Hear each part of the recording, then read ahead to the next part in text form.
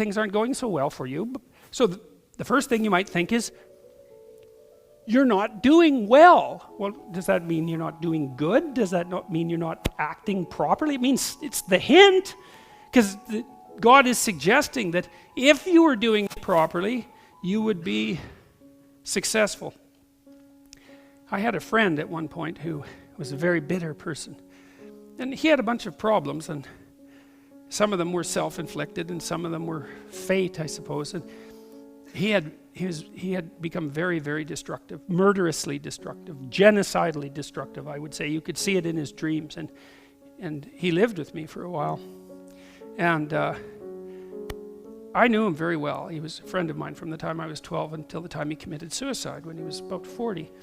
And when he lived with me, I was trying to help him get on his feet, which was why he had come to live with me, because he thought maybe I could help him get on his feet.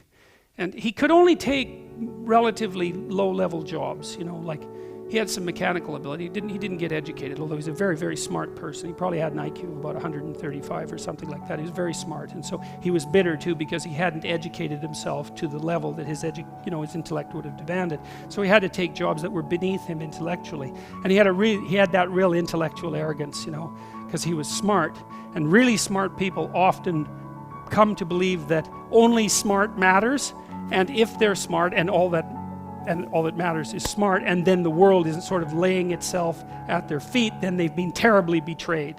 And then they cling to their intelligence, which is more like a talent or a gift, like it's an idol, a false idol, which is exactly what it is, and a very dangerous one, and get cynical about the stupidity of the world and the fact that their talents weren't properly recognized.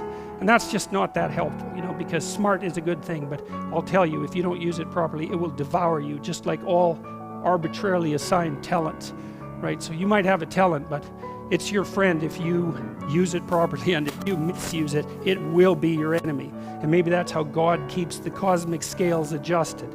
But anyhow, my friend was a very smart person, although not as smart as he thought he was, unfortunately, but he hadn't done what would have been necessary with that intelligence to make it manifest itself properly in the world, and that also embittered him, because he also knew that there was more that he could have done if he would have done it, and perhaps more that he could still do. What I was suggesting to him while he was living with us, because he was, 2 levels from homeless by that point, was that he should find a job that he could find, working in a garage, working in a shop, something like that, because he had some mechanical ability, and that he should